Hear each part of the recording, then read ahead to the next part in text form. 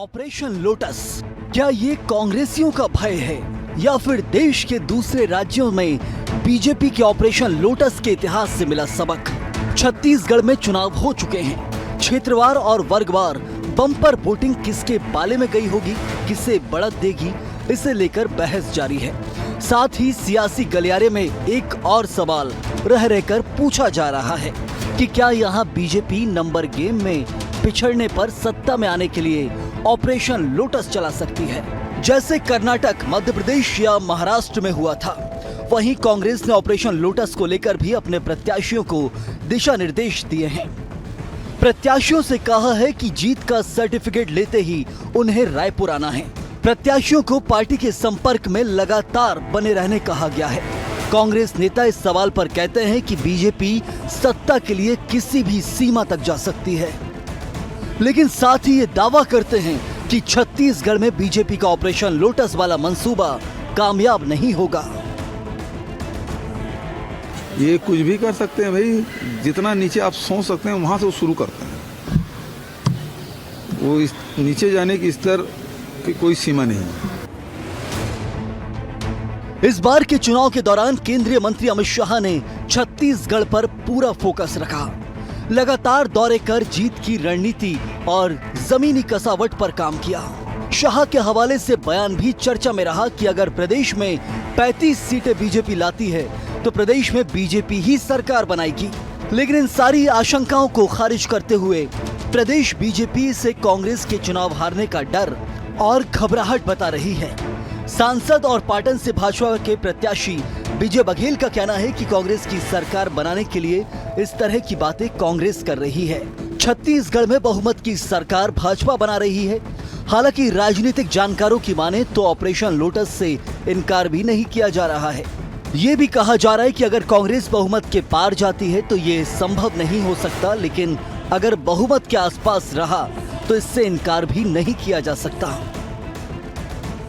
किसी भी कीमत में ये सरकार बनाना चाह रहे हैं और हमारे ऊपर आरोप लगा रहे हैं। हम तो बता रहे हैं ना साक्षात, आप मुख्यमंत्री, आपको संज्ञान नहीं है किस तरह ढोल ढमाकों के साथ आप 16 तारीख को प्रचार कर रहे हैं। 17 तारीख सुबह मतदान होना है और आप हमको हमारे ऊपर आरोप लगा रहे हैं। बस हार के डर से इस तरह की बात कर रहे हैं।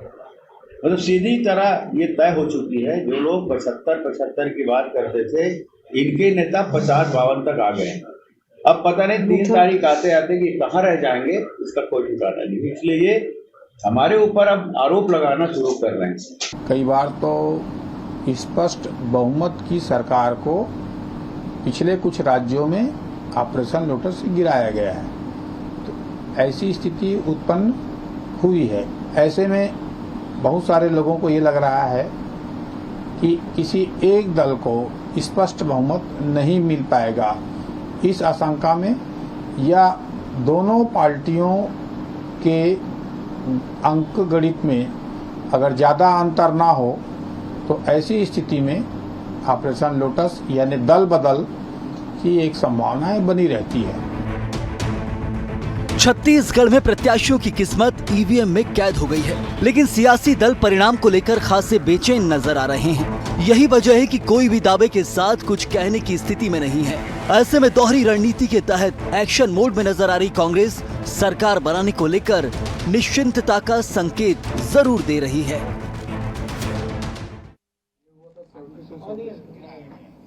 नमस्कार, जवाब तो देना होगा मैं आप सभी का स्वागत है। मैं हूं डॉक्टर अवधेश मिश्रा। छत्तीसगढ़ की सियासत में 3 दिसंबर परिणाम से पहले ही जिस तरह से चर्चा लगातार इस बात का गर्म है राजनीतिक गलियारों में कि कहीं छत्तीसगढ़ में ऑपरेशन लोटस जैसा शब्द का इस्तेमाल राजनीतिक दल ना करे और इसके बाद एक स्थिर सरकार से पहले ही विधायकों का टूट फूट ना हो पाए। इसी बात की लगातार राजनीतिक गलियारों में चर्चा। इसी विषय पर चर्चा करेंगे 3 बेहद ही खास मेहमान हमारे साथ जुड़े हुए। पहले उनका तारुफ आपसे करा देता हूँ। बीजेपी की ओर से वरिष्ठ नेता प्रवक्ता राजीव चक्रवर्ती जी है। राजीव जी, आपका स्वागत है। कांग्रेस की ओर से वरिष्ठ प्रवक्ता युवा नेता सुरेंद्र वर्मा जी है। सुरेंद्र जी, आपका स्वागत है। वरिष्ठ राजनीतिक विश्लेषक और पत्रकार अनिल द्विवेदी जी भी है। अनिल जी, आपका भी स्वागत है। राजीव जी, मेरा पहला सवाल आपसे है। पहला सवाल इसलिए क्योंकि ऑपरेशन लोटस 2008 में कर्नाटक राज्य में जब पहली बार इस शब्द का उद्भव हुआ उस वक्त से लगातार बीजेपी के पीछे यह शब्द लगा रहा कि आप ऑपरेशन लोटस चलाते हैं, स्थिर सरकार को अस्थिर कर जाते हैं, जहां सरकार नहीं बनने की स्थिति होती है आप अपनी सरकार बना लेते हैं। छत्तीसगढ़ के परिप्रेक्ष्य में क्या कहेंगे इस पे? डॉक्टर साहब, आपने ये तैर रही है तमाम अफवाह, तमाम गर्म बाजार और हवा में तैरती हुई बातों को आपने उठाया। मैं आपको धन्यवाद देता हूं कि आपने एक तरफ आरोप लगाया और एक तरफ जो हुए हैं उस घटनाक्रम को आपने बताया है। लेकिन मैं आपको सिलसिलेवार बताता हूं कि ऐसा कपोल कल्पित शब्द कोई है ही नहीं। दरअसल जब लोकतंत्र को बचाना होता है और जब सदन में अल्पमत की सरकारें आ जाती हैं या सदन के अंदर जो दल होता है उनके अंदर टूट होती है, उनके अंदर मनभेद और मतभेद होता है, और ऐसा हम उस स्थिति में नहीं होते हैं कि वहां पर उपचुनाव कराएं या दोबारा से चुनाव कराएं। एक चुनाव में करोड़ों अरबों रुपए खर्च होते हैं और जो सरकारी कर्मचारी होते हैं उनका मनोबल टूटता है। इसलिए जितने भी आपने तमाम घटनाओं का सिलसिलेवार कहा वो कांग्रेस के अंदर की टूट थी या ऐसी स्थिति थी। बल्कि मैं तथ्य के साथ एक सेकंड कर देता हूं, 1 मिनट करेक्ट कर देता हूं साहब। आंकड़ों पे बात हो रही तो जरा आंकड़ों पे प्रकाश डाल लेते हैं। कर्नाटक का मैंने जिक्र किया कि जहां पहली बार ऑपरेशन लोटस का शब्द का इस्तेमाल किया गया उस वक्त बीजेपी को 110 सीटें मिली थी 224 के विधानसभा में, 3 विधायकों की संख्या कम थी। बीजेपी ने 3 कांग्रेस और 2 अन्य दल के नेताओं को 7 विधायकों को अपने पाले में कर लिया। उस वक्त सरकार की तो कोई ऐसी मुसीबत थी नहीं जी। उस समय 3 सीट के लिए हम अपनी सरकार क्यों गंवाते? और जब सत्ता पक्ष में जब नहीं राज्यपाल जब आमंत्रित करता है डॉक्टर साहब, राज्यपाल जब आमंत्रित करते हैं और जब मालूम है बहुत अल्पमत की आवश्यकता है 3 या 4, तो ये यथोचित ऐसा होता है कि सब सोचते हैं हम क्यों संघर्ष करें, हम सत्ता के साथ जाएंगे। ये मानवीय सभा नहीं, खरीदी बिक्री नहीं होती। हम तो 1 सीट से गंवाए हुए जले हुए लोग हैं। जब 1 सीट से हमारी लोकसभा में अटल बिहारी जी की सरकार चले गई, हम और सेटिंग नहीं करते। हाँ, अभी आपके स्टूडियो में चर्चा के पहले मैं आप लोगों से चर्चा कर रहा था, उसको स्पष्ट कर दूं, कांग्रेस के अंदर हमेशा से सत्ता का लोभ रहा है। ये जब संयुक्त मध्य प्रदेश हुआ करता था 1972 में, यहां संवित सरकार बनी थी, संवित का अर्थ ही होता था मिलीजुली सरकार। कांग्रेस के लोग टूटकर यहां पर जनसंघ और रामराज परिषद से मिलकर एक सरकार बनाए थे, गोविंद नारायण सिंह जी की अध्यक्षता में, उनके नेतृत्व में। कांग्रेस ने 100 बार चुनी हुई सरकारों को भंग किया, राम जन्मभूमि का हवाला देकर कि कोई भी हवाला देकर अस्थिरता के नंबूदरीपाद से लेकर राजीव जी पहला ही सवाल है, अभी पहला ही सवाल, आधे घंटे का चर्चा है राजीव जी। कांग्रेस पार्टी ही लोकतंत्र की हत्या करती है और जब मैं जवाब ले लेता हूं, चली जाती है तो आरोप लगाती है दूसरों पर। ठीक है राजीव जी, मैं जवाब ले लेता। आपने कहा कि कांग्रेस ने 100 ऐसी घटनाएं देश में की है जो सरकारों को अस्थिर किया। मैं केवल 5 नाम आपसे पूछूंगा पहले, लेकिन मैं सुरेंद्र जी का रुख कर लेता। सुरेंद्र जी, क्या आपको इतना भय सताने लगा है कि ऑपरेशन लोटस छत्तीसगढ़ में आएगा और आप लोग जो दम भरते हैं कि अब की बार 75 पार, उसकी हवा निकल जाएगी? अवधेश जी, भारतीय जनता पार्टी का षड्यंत्र ना पहले यहाँ पर कामयाब हुआ है ना आगे होगा।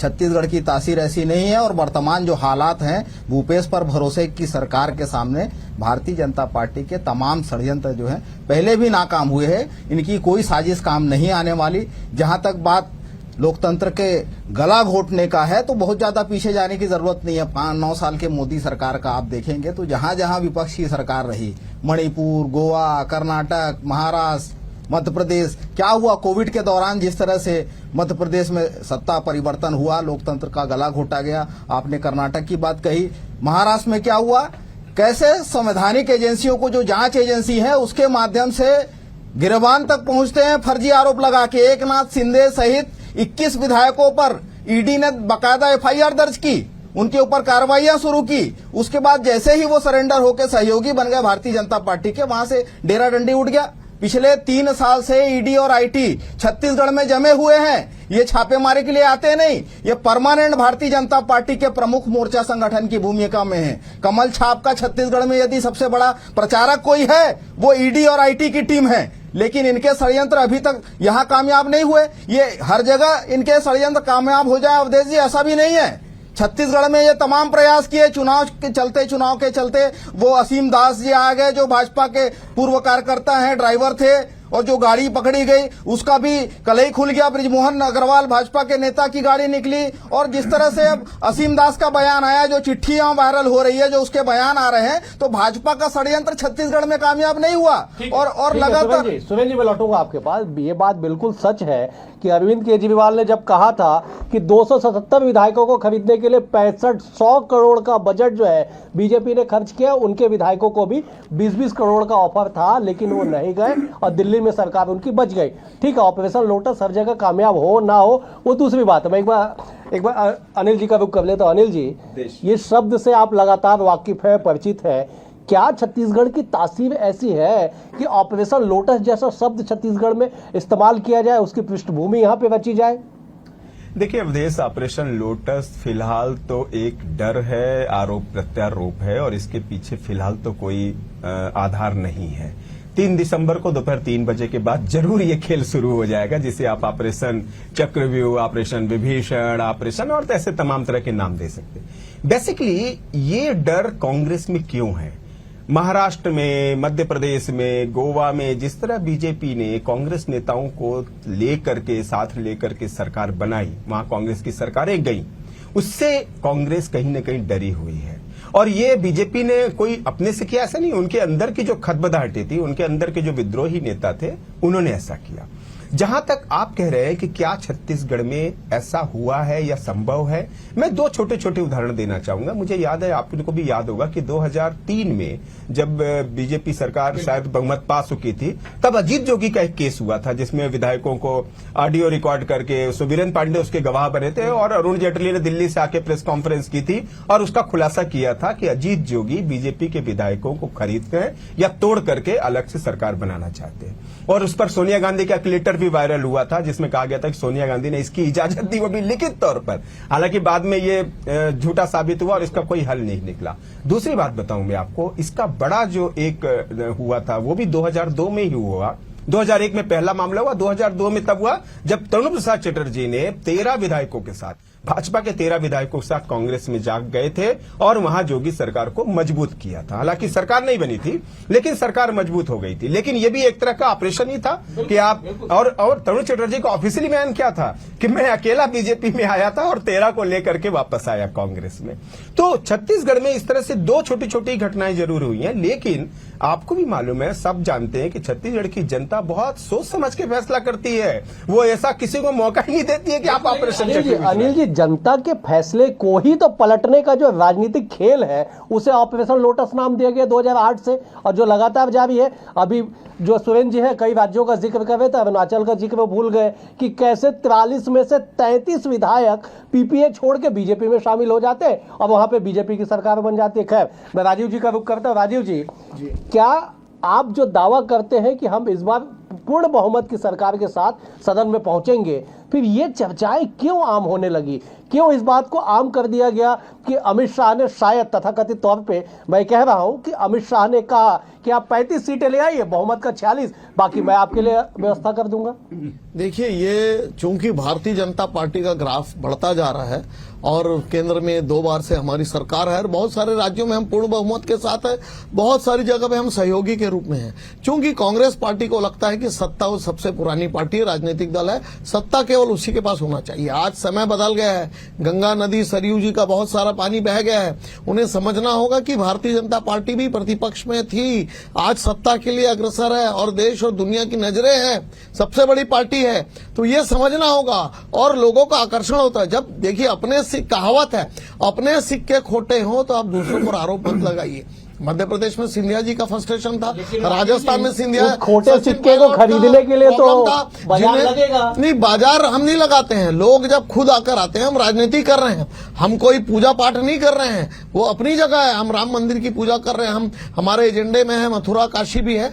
लेकिन जब हम राजनीति करते हैं तो स्पष्ट रूप से कोई अगर आके कहता है कि हमारे दल 1/3 लोग, अब तो कानून राजीव गांधी जी ने बनाया, 1/3 लोग हम आपके साथ जुड़ने को तैयार है। सोनिया गांधी जी ने क्यों नहीं उस समय जो जिसका प्रसंग का उल्लेख किया डॉक्टर द्विवेदी जी ने, क्यों नहीं रोका? देखिए राजनीति में है, ये टूट चलते रहे। अगर ऐसे ही होता तो देश में बहुत सारी सरकारें हैं। नवीन पटनायक की सरकार है, वहां पर पंजाब में सरकार है, पश्चिम बंगाल में हम 85 सीट के साथ हैं, लेकिन हर जगह हम नहीं करते। जहां कांग्रेस पार्टी के लोग खुद होकर आते हैं कि हम टूटने को तैयार है, और वो कांग्रेस पार्टी जिसने आपातकाल लगाया, वो कांग्रेस पार्टी जिसने 100 बार छुड़ी हुई सरकारों आपके पास बिना मतलब के बर्खास्त कर ठीक दिया। है, मैं लौटूंगा आपके पास, मैं लौटूंगा।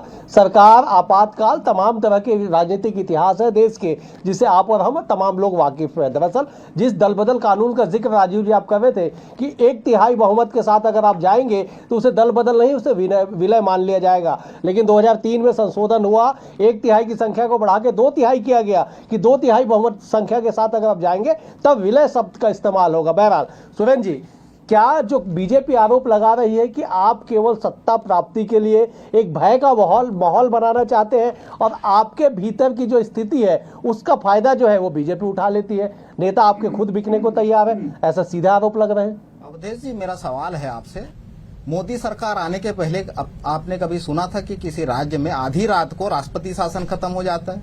भोर होने से पहले अल्पमत के व्यक्ति, जो महाराष्ट्र में हुआ, देवेंद्र फडणवीस को शपथ दिला दी जाती है।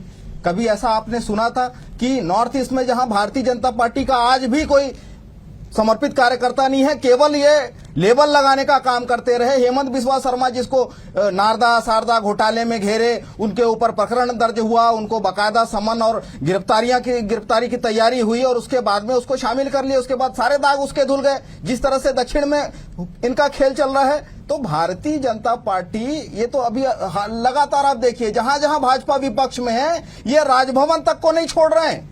ये परसों जो पंजाब मामले में फैसला आया, जो विधेयक रोकने का मामला है, तो ये राजभवन को भी ये राजनीतिक अखाड़ा बना रहे हैं, उसके पीछे खड़े होकर राजनीतिक रोटियां सेक रहे हैं। चुनी हुई सरकारों के द्वारा पारित विधेयकों को ये राजभवन में रोक रहे हैं। तो ये किस मुंह से आरोप लगाते हैं? भारतीय जनता पार्टी का जो पूरा खेल है, देश की जनता देख भी रही है और समझ भी रही है। मध्य प्रदेश में कोविड के दौरान विशेष चार्टर्ड प्लेन से ले जाके जिस तरह से खरीद फरोख्त की गई, ये सर्वविदित है, वीडियो सामने आया था उसका। जिस तरह से राजस्थान में इनका प्रयास सफल नहीं होता। मैं एक बार अनिल जी का रुख कर लेता। अनिल जी, छत्तीसगढ़ 90 विधानसभा वाला राज्य, 46 बहुमत का आंकड़े, क्या लगता है कि आंकड़ों की जो बाजीगिरी इन दिनों चल रही है राजनीतिक गलियारों में कि हम 50 आएंगे, 52 आएंगे, तो ये दरअसल ऑपरेशन लोटस का जिक्र जो है वो दिन प्रतिदिन 3 तारीख से पहले तेज क्यों होता जा रहा है? क्या आपको लगता है?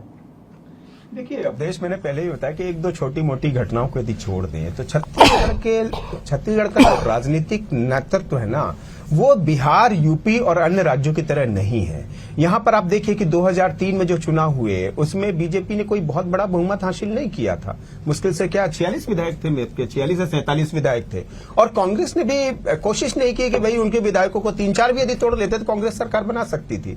पर ऐसा कुछ भी नहीं हुआ, ना 2003 में हुआ, 2008 में भी नहीं हुआ। तो छत्तीसगढ़ की जनता ने बहुमत बहुत छोटा दिया होगा राजनीतिक सरकार बनाने के लिए। 2018 की बात छोड़ दे, एक अपवाद है। इसके पिछले 3 चुनावों में तो बहुमत इसी तरह का था, बहुत छप्पर फाड़ बहुमत नहीं मिला था बीजेपी को।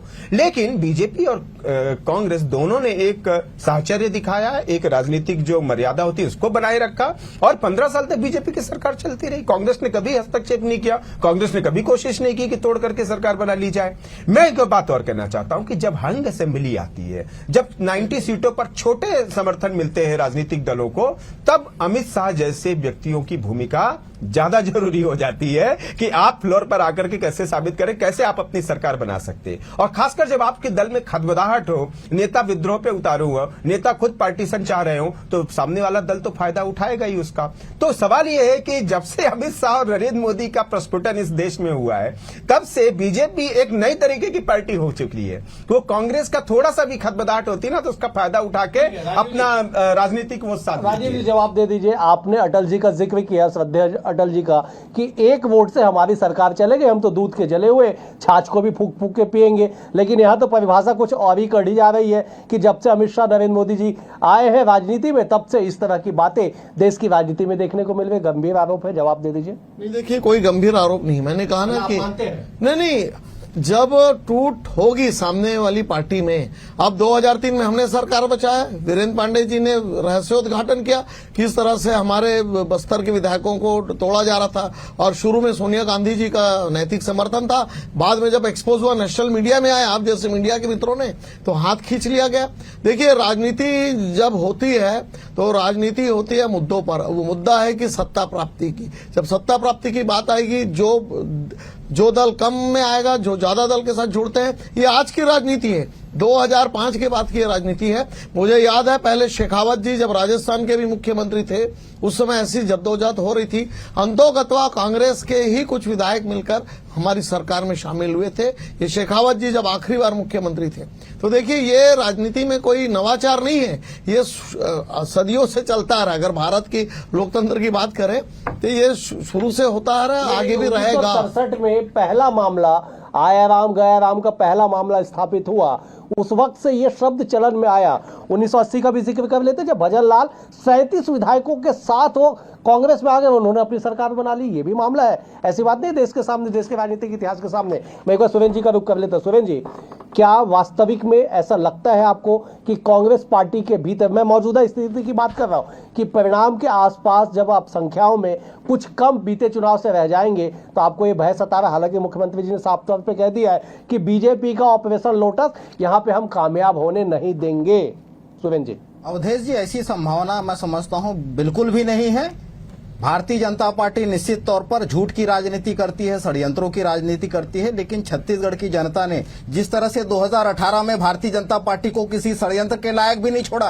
15 विधायक थे, वर्तमान में 13 बचे हैं। 18 में 68 सीटें हमने जीती थी, 71 तक हैं उपचुनाव के बाद। तो भारतीय जनता पार्टी को छत्तीसगढ़ की जनता ने तो षड्यंत्र के लायक भी नहीं छोड़ा, और इनके जितने भी साजिश है वो अंजाम तक नहीं पहुंचेंगे। छत्तीसगढ़ की जनता जो है भूपेश पर भरोसे की सरकार को फिर से एक बार चुनने का मन बना लिया है, और इतनी बड़ी बहुमत मिलेगी कि भारतीय जनता पार्टी के नेता जो है ये इनको अवसर नहीं मिलेगा, इनको कोई ठिकाना नहीं मिलेगा, और जो इनके कुत्सित प्रयास है वो यहाँ पर सफल नहीं होने वाले। अनिल जी, आया राम गया राम का शब्द बदल के ऑपरेशन लोटस, हॉर्स ट्रेडिंग, तमाम तरह के शब्दावली जो है राजनीति में देखने को मिल रहा है। क्या छत्तीसगढ़ में, मैं फिर से वही सवाल पूछता हूं, कि वो संभावना आपको आने वाले 3 दिसंबर के बाद होता नजर आ रहा है? क्योंकि आप लगभग सभी 90 विधानसभा में आपका एक अपना आकलन है, आंकड़ों के माया नगरी और उसके बाद हॉर्स ट्रेडिंग और ये तमाम तरह के शब्दावली, आया राम गया राम को भी जोड़ लीजिए इसमें।